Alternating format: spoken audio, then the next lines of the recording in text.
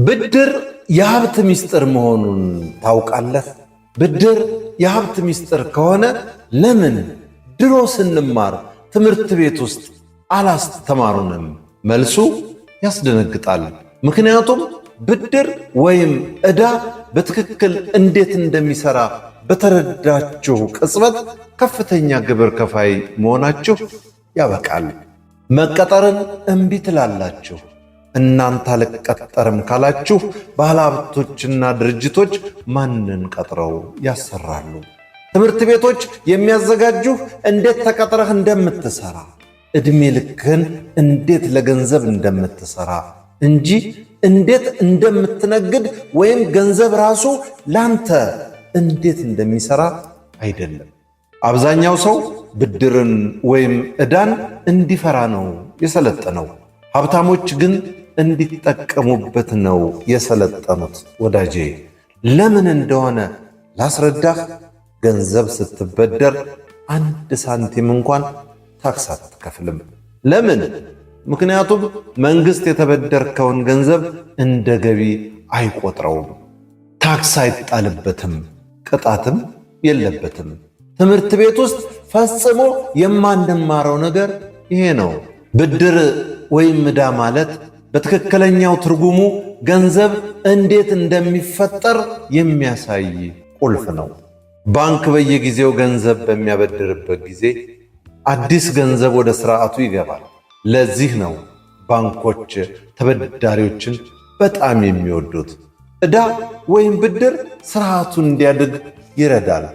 አሁን የሚገርመው ክፍል እዚህ ላይ ነው። ገንዘብ ስትበደር ለጥሬ ገንዘብ ፍሰት ወይም ካሽፍሎ መገንቢያ ትጠቀምበታለህ። እንዴት እንደሆነ ላሳይህ። ከታክስ ነፃ የሆነ ብዙ ገንዘብ ተበደርና በገንዘቡ ወራዊ ገቢ የሚያስገኝ ንብረት ግዛበት። ከዚያ ንብረቱ በየወሩ ጥሬ ገንዘብ እንዲያመጣ አድርግ። ዕዳውን ለመክፈል በየወሩ የምታገኘውን ጥሬ ገንዘብ ተጠቀም። አየህ፣ ያልተቋረጠ ወራዊ ገቢ የሚያመጣልህ አንድ መሳሪያ አገኘህ ማለት ነው። ገንዘብ ላንተ ይሰራል ማለት ይህ ነው። በቃ የገዛኸው ንብረት ራሱ ለገንዘብ ይሰራልሃል እንጂ አንተ ለገንዘብ አትሰራም። ካንተ የሚጠበቀው ትክክለኛ ብድር መውሰድ ነው። እውነተኛ እሴት ለመፍጠር ባለሀብቶች ዕዳ ወይም ብድር በብዛት ይጠቀማሉ። በአንጻሩ ደግሞ የፋይናንስ ዕውቀት የሌላቸው ሰዎች ዕዳን ወይም ብድርን የሚጠቀሙት የበለጠ ድሃ ለመሆን ነው። አብዛኛው የፋይናንስ ዕውቀት የሌለው ሰው ዕዳን የሚጠቀመው መኪና ለመግዛት፣ ለመዝናኛ፣ ለሰርግ፣ ለሌሎች ድግሶች፣ ለፍጆታ ዕቃዎች አቅም የማይፈቅድላቸውንና ምንም ገቢ የማያስገኙ ትልልቅ ቤቶችን ለመግዛት በአጠቃላይ ገቢ ከማስገኘት ይልቅ ገንዘብ ከኪስ የሚያስወጡ ነገሮችን ለመግዛት ይጠቀሙበታል። ለምሳሌ እኔ የማውቃቸውን ብዙ ሰዎች ተበድረው ሰርግ የደገሱ አሉ። እናንተም አካባቢ አሉ። እነዚህ ሰዎች ዕድሜ ልካቸውን ብድር ሲከፍሉ ከመኖር ውጭ ምንም አማራጭ የላቸውም። ይህ የፋይናንስ ትምህርት እጥረት ችግር ነው። ታዲያ ትምህርት ቤቶች ለምን ይህን አያስተምሩም? በጣም ቀላል ነው።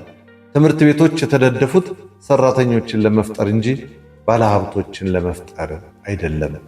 ሰራተኞች ለገንዘብ ይሰራሉ። ባለሀብቶች ገንዘብ ለነሱ እንዲሰራ ያደርጋሉ። ሰራተኞች ከፍተኛውን ታክስ ይከፍላሉ። ባለሀብቶች ዝቅተኛውን ይከፍላሉ። ትምህርት ቤቶች ዕዳ ወይም ብድር እንዴት እንደሚሰራ አስተምረው ቢሆን ኖሮ ሰው ብድርን ወይም ዕዳን አይፈራም ነበር። በደሞዝ ላይ ጥገኛ አይሆንም ነበር። የውሸት ገንዘብ አያጠራቅምም ነበር። ድሆች ይበደራሉ፣ ይበልጥ ይደህያሉ። ሀብታሞች ይበደራሉ፣ ይበልጥ ይበለጽጋሉ። ችግሩ ዕዳው አይደለም። ችግሩ በዕዳው የምትገዙት ነገር ነው። ስለዚህ የፋይናንስ ነፃነት ከፈለጉ ከዚህ በኋላ ብድር ጥሩ ነው ወይስ መጥፎ ብለው መጠየቅ ያቆሙ። ይልቁንስ ይህን ይጠይቁ። ይህ ዕዳ ወደ ኪሴ ገንዘብ ይጨምራል ወይስ ከኪሴ ያወጣል? አዘጋጅና አቅራቢ በለጠ ሸቴ ዘሀገረ ኢትዮጵያ።